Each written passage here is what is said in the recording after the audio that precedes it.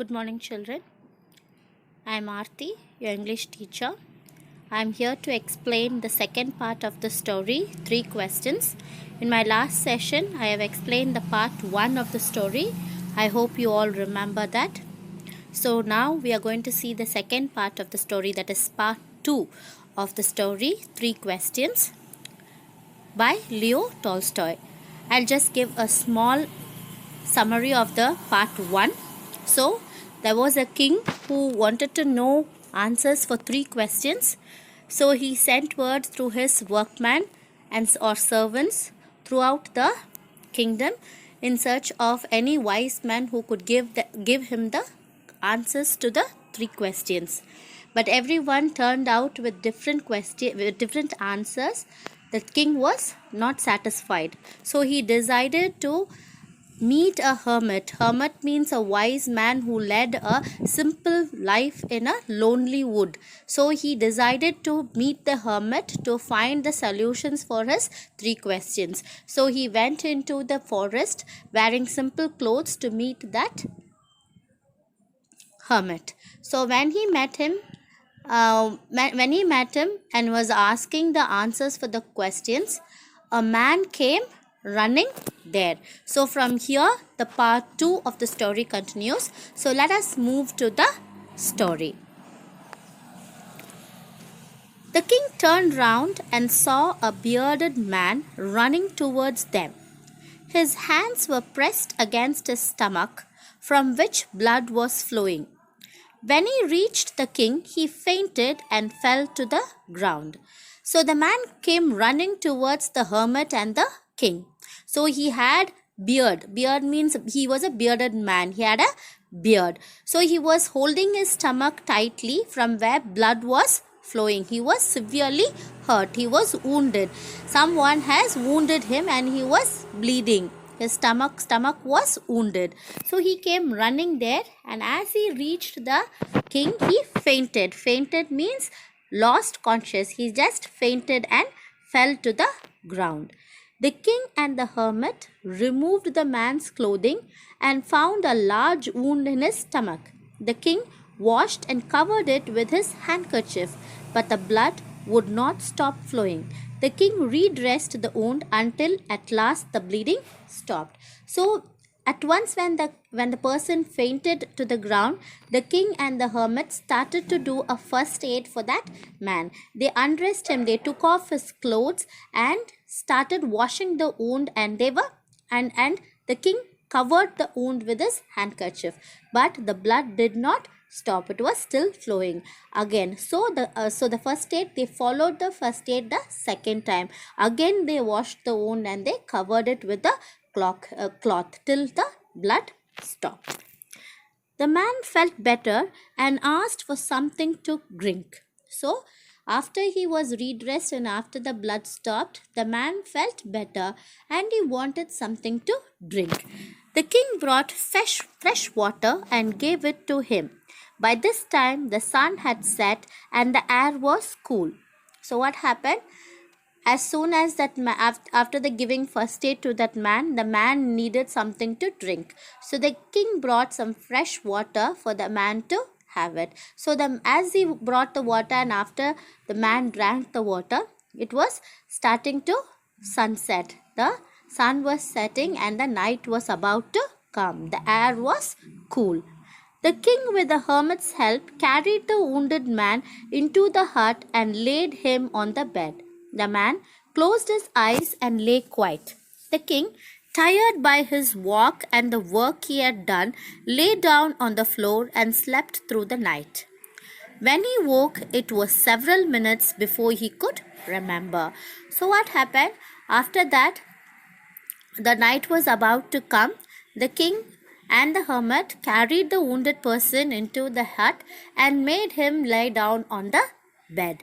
The king also was too tired after his full day of walk and the work he had done by digging the ground. But he had dug the ground to help the hermit, isn't it? So he was very tired. So he laid on the floor and he fell asleep. He slept there throughout the night. So when he woke up, he didn't remember where he was. So that much of tired he was.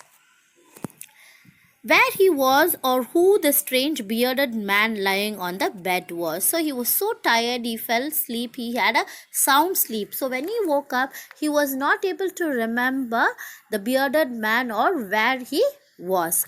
Forgive me, said the bearded man in a weak voice, when he saw that the king was awake. I do not know you and have nothing to forgive you for, said the king. So when as soon as the king woke up, the bearded man asked the king to forgive him. Hearing this, the king was very surprised. He said to that man, see, I don't know you. And who are you? Why I should forgive you? What is the wrong you have done towards me? I don't even know you. So what is there for me to forgive you? You do not know me, but I know you. So the man is saying to the king that the king doesn't know him, but the bearded man knows the king.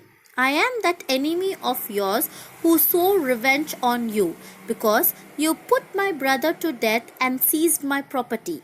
I knew you had gone alone to see that hermit, and I made up my mind to kill you on your way home. So he's saying, see, I had come here to take revenge on you. The king punished my brother and you seized my property. So I have been thinking of a plan to take revenge on you. So when I came to know that you have gone alone to meet the hermit into the woods, I made a plan to come and kill you. When you're way back home, I thought of killing you on the way. But the day passed and you did not return. So I left my hiding place and I came upon your bodyguard, who recognized me and wounded me. I escaped from him, but I should have died if you had not dressed my wounds. I wished to kill you, and you have saved my life. Now, if I live, I will serve you as your most faithful servant and will order my sons to do the same. Forgive me.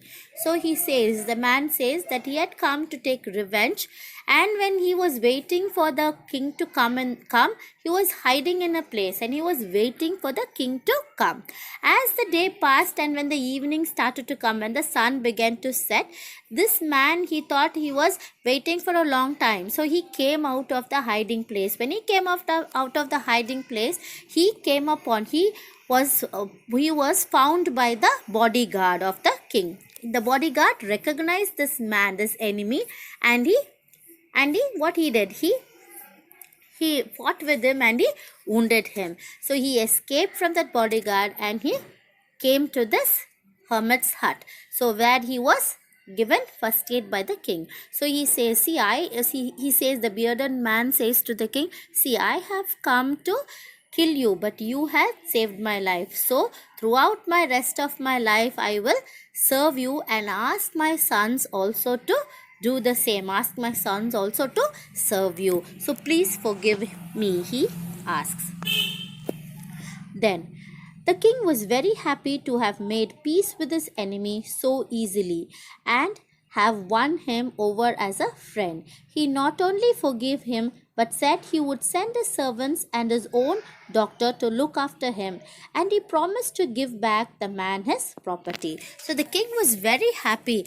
So he has made one enemy as his friend, and he was very happy, and he even promised to that man that he will send his doctor to take care of him because he was wounded, isn't it? So he told that he'll send his doctor to take care of him, and he even promised to return back the property which was seized.